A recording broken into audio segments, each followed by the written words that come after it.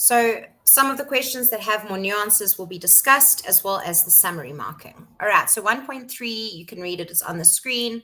Very important with this question that the connection between generation and how one thinks about work is apparent in the child's answer. A lot of learners have just stated traits about the generations. For example, like it says in the passage, people between the ages of 18 and 26 often seek financial security above all else. If they just make comments like that, they can get a total of 2 out of 3. Okay, but to get the full 3, they must say something along the lines of the younger generation is perhaps more likely to quiet quit because they're very aware of their rights and they don't like to be exploited. Some kind of connection there between your generation and its influence on how you view labor. 1.5, defend the World Economic Forum's declaration that youth disillusionment poses an economic risk. Here, they've got to link the two concepts. So they have to understand how youth disillusionment links to problematic economic factors. They have to show understanding of both terms. So they need to say something about youth disillusionment and economic risk for their 2 marks. For example, disillusioned youth are less likely to work after hours. Therefore, this can affect the productivity and profits of a business. If they just say economic risk and they don't elaborate, they can get a maximum of 1, but that's obviously dependent on them having engaged with youth disillusionment and given an indication as to what that means. 1.6, this one too, they've got to link the concept of rising activism with the concept of quiet quitting.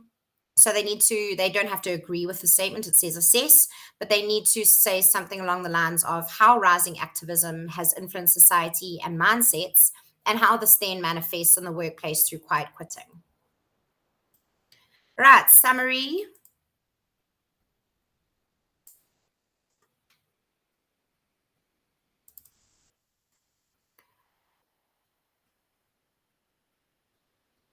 All right, so as it says in the yellow text above the table, you're marking points, not sentences. So the marking won't correlate, as in there's 1 mark per point per sentence. Learners tend not to write their summaries like that.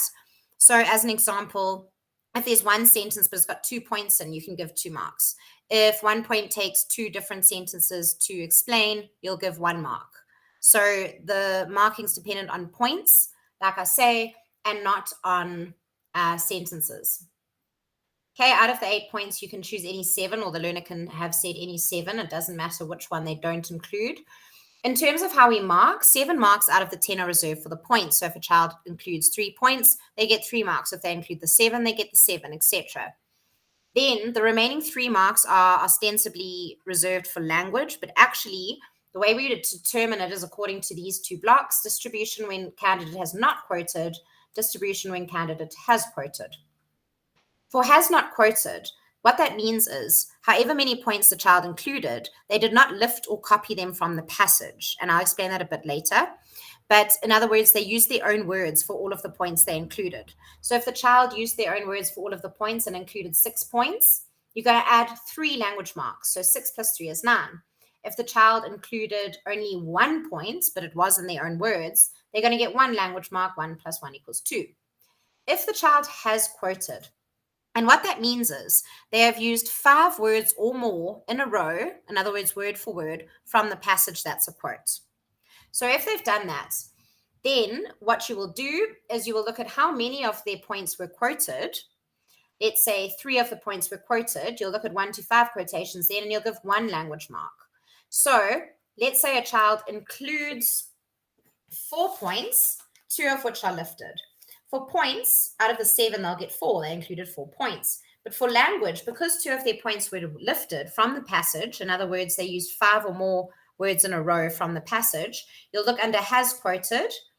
Then, of course, they have lifted or quoted 2 points. You'll look here, and you'll give 1 language mark. So 1 plus 4 equals 5. A few other points to note. We don't ever give half marks in FET English. And then also, please note, you do need to count every word in the summary, and you need to record it beneath the summary. You can, if the child's word count is completely accurate, just give it a tick. Otherwise, write the accurate word count at the end. There's no penalization around that.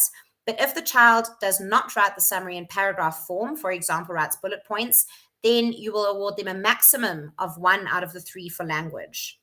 Unless, of course, going back up to this, they have quoted 6 to 7 of their points, in which case they'll get no language mark.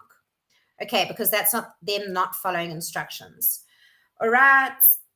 If the child does include a title, just ignore it and don't include it in the word count that you include at the bottom of the summary. Thank you.